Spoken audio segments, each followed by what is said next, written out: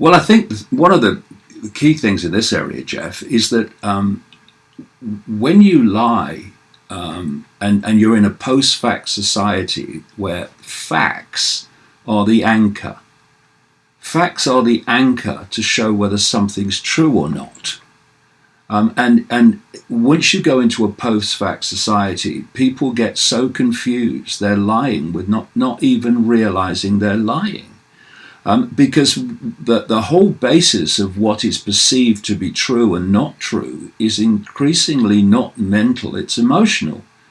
You look at the progressive mentality and its reactions, they're all emotional. You look at the takeover of this mentality in the universities and the colleges, the reaction is emotional. I've seen people, students for instance, being interviewed about a protest that they're involved in. We're against this, we're against that, and all that stuff. And when they're questioned on the detail of the subject they're protesting about, they are clueless. They have no idea. It is pure emotion. And it's also something else. It's pure virtue signaling. Instead of standing up for what you believe, even if it's against the grain, then you instead want to virtue signal. You want to say, look how good I am, how nice I am, how lovely I am, how perfect I am. And to do that within the environment you're operating in, you have to agree with the prevailing narrative. So if you are of the progressive mentality, you virtue signal by repeating the mantra. You meet resistance if you challenge it, and people are not only more and more becoming intimidated to repeat the mantra, they're becoming so absorbed by it that they actually believe it and repeat it from a point of view of, yes, it's true, because they have no factual foundation to challenge what they are told is true. So, I mean, this is my view, for instance, and this is how the progressive mentality works. It works by seeing everything in black and white. Literally, actually, in many cases. So you show me any group of people of any race, culture, and background, and I'll show you nice people, I'll show you okay people, and I'll show you deeply psychopathic people. So that is what intelligent, fact-based people do. They don't look at the race, they don't look at the religion, they look at the behavior of individual people within that group, and they make their judgments on that basis. Instead, the progressive mentality does not do individual breakdown of people's behavior. It just does groups. For instance, the white male now as a group is labeled bad by this progressive mentality.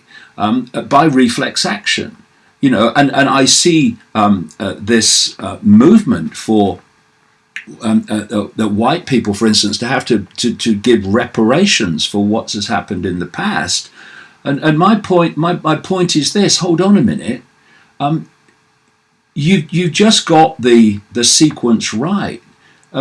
In the past, the people you're targeting now and calling out and abusing just because they are white, for instance, or white male, they didn't actually do what you are saying they should apologize for.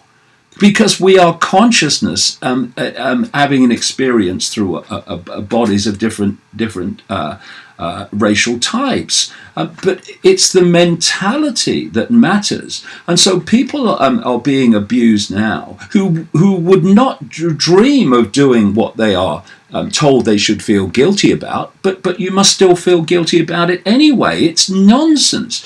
We have to look at individual behavior and recognize the fact that you don't have to be white to be racist, for instance. It's a mentality, it's not a color. And start to break down and have some maturity and have some intelligence, and look at individual behavior. Because if you don't do that, then you are guilty of the very same racism that you are railing against in terms of other areas of society. We've got to start growing up. But the idea, of course, and this is the whole foundation of the manipulation of the young, is to stop them growing up, to stop them maturing in their exactly. And this is what the education system has been transformed into. The education system, which in America came out of the Rockefeller family massively, has always been a programming operation. But now we've got into levels of extreme where it is a massive psychological programming operation, which is creating, you've used the phrase, forms of arrested development, a lack of emotional maturity as well as mental maturity, and it's being done systematically. And that's why I really do hold my hand up big time to young people today who have been through this psychological targeting, which through the use of technology is greater than it's ever been, and they've still seen through it. That's the confirmation of the power of consciousness over programming.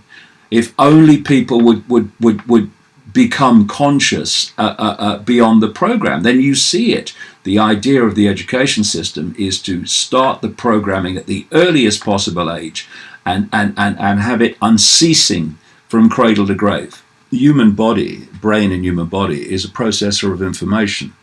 As with a computer, you can change the way that it processes information. And deep in the rabbit hole, they understand how to do this. And so when you're looking at GMO, you're looking at additives in food and water, you're looking at the massive increase in electromagnetic pollution in our... 5G is an extraordinarily important subject. Then what you're doing is you are manipulating the energetic information fields of the body that process information, and you're changing the way they process information. For instance, the mobile phones and what are coming off them, the smartphones, they are changing the way the brain processes information. This is why the attention spans of people have actually plummeted. And if you plummet attention spans, then you're not getting people to focus on substance, because they can't focus, concentrate long enough to get into substance. And you are, again, adding to this post-fact society, because people will not concentrate on something for long enough to actually absorb the facts. Well, you look at the progressive mentality that we've been talking about. What is it? It's completely and utterly reactive. That's all it does. It's an emotional reaction followed by another emotional reaction based on no fact, based on no foundation of substance, just emotional reaction. That's where we've got with so many young people. Now, why young people? And children? Because they are meant to be the adults when the full-blown technological control system grid society comes in. And again, this whole transgender explosion, which again you're not allowed to talk about or have another opinion about, is all part of this movement towards the no-gender synthetic human. This was talked about by Aldous Huxley in Brave New World, for instance, where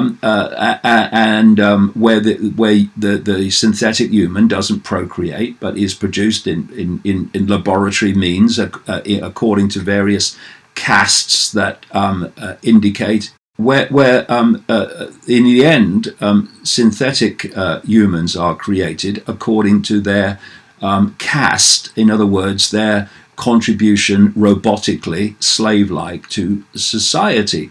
And because this is a no-gender human, this is what this explosion of transgender is all about. Because going from the gender male female human to the no gender human is a heck of a leap. So what you do is you fuse the perception, the psychological perception of gender. You fuse the gender, so you combine it, and that's what we're seeing now. And then once you've combined it and fused and diluted the male-female perception of gender, then you move to the next stage, the stage you were going to all along, which is no gender at all.